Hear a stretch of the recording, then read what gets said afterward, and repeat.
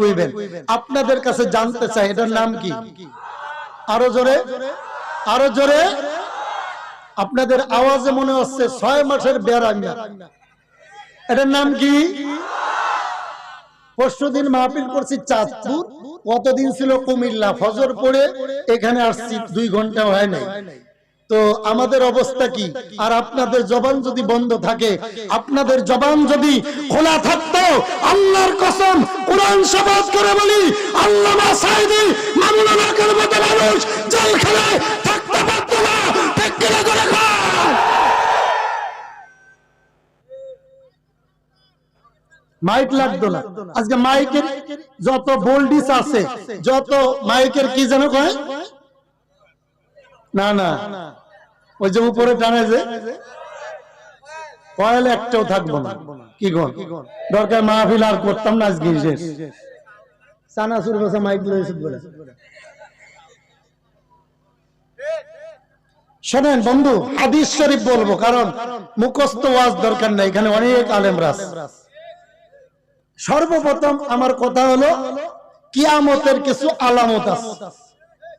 সেই আলামতের 4টি আলামত রাসূল বলেছে, যখন তোমরা দেখতে পাবে তখন মনে করবে এই দুনিয়ার অবস্থা খারাপ, করোনা ভাইরাস একের পর এক আসবে। হাদিস নাম্বার বলি, আগে হাদিসটা বলি। ওয়াইজা কানা উমুরুকুম ওয়া শিরারুকুম ওয়া আগনিয়াকুম ওয়া বুখালাউকুম উমুরুকুম ইলা নিসাইকুম। নবীজি বলেন, এমন একটি জামানা আমার উম্মতের ভিতর আসবে, সেই জামানায় তোমরা 4টি জিনিস যখন দেখবে তখন মনে করবে তোমাদের অবস্থা বেশি ভালো না, গজবের পর গজব আসবে। কারণ 1 নম্বর, তোমরা দেখবে সমাজে মূর্খ লোক সমাজের নেতৃত্ব দেবে। কথা কয় না? কারণ মূর্খ কলেজে, ইউনিভার্সিটি, স্কুলের বারান্দায় পাড়া দিয়ে নেই, মূর্খ যা বলে সমাজ তার কথা চলে। কারণ মূর্খ এমপি সাহেবের 1 নম্বর চামচা। ঠিক কিনা জোরে খান? এই জন্য এই মূর্খ যা বলে সমাজ তাই কথা, তার কথার মতো চলে। 500 টাকার নোট পাইলে বিচার ঘুরে যায়। আপনাদের এলাকায় না, কিন্তু আমি যশোরের কথা বলতেছি। আপনাদের এলাকার রাজনীতিবিদ, বিচারক, আন্তর্জাতিক সভ্য শুধু রডের বদলে বাঁশ ঢুকায়। চেয়ারম্যানের খাটের তলে সোয়ামিন তেল পাওয়া যায়। আছে না ভাই? না বানায় কইলাম? নাম্বার 2, কয় নাম্বার বলছি? প্রথম কি বলছি বলেন? মূর্খ লোক। আর কথা কনের কি যুবক নাই এখানে? গতদিন মেসি আর নেইমার নিয়ে কত ফলাইছেন।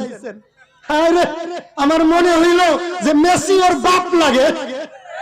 কথা না, কালকে মাহফিলে লোক পাইছি না, বেরোই দেখি দোকানপাটে অভাব নাই। রাত 2টা বাজে মিছিল দিতাছে। আমি একটারে কইলাম, কি রে এত সাতস্কা, মেসি তোর বাপ লাগে নাকি? কি বাপ মরলে তো এত ছিলেন? কথা কেন কেন? তাহলে 1 নম্বর আলামত, মূর্খ লোক নেতৃত্ব দেবে। 2 নম্বর, ধনী ব্যক্তিরা যাকাতের পরিবর্তে সুদে টাকা লাগাবে, ভালো কাজে কোরআনের মাহফিলে টাকা দেবে না। পরিমণি আর মমতাজ আসলে টাকার অভাব হবে না। এই ধরনের নেতা বাংলাদেশে আছে না নাই? যেরকম মজা লাগতেছে। আরে অ্যালার্জি থাকলে বেগুন খাইলে মজা লাগে না, চুলকা। আপনারা বলেন তো, জ্যোৎস্না রাত ভালো না খারাপ? আরে মাতে না কেন? আরো যারা, এটা কোরআন শপথ করে বলি, আল্লাহর কসম, জ্যোৎস্না রাত মুরগি চোরের জন্য বিপদ। কথা কন, মুরগি চোর চায় না।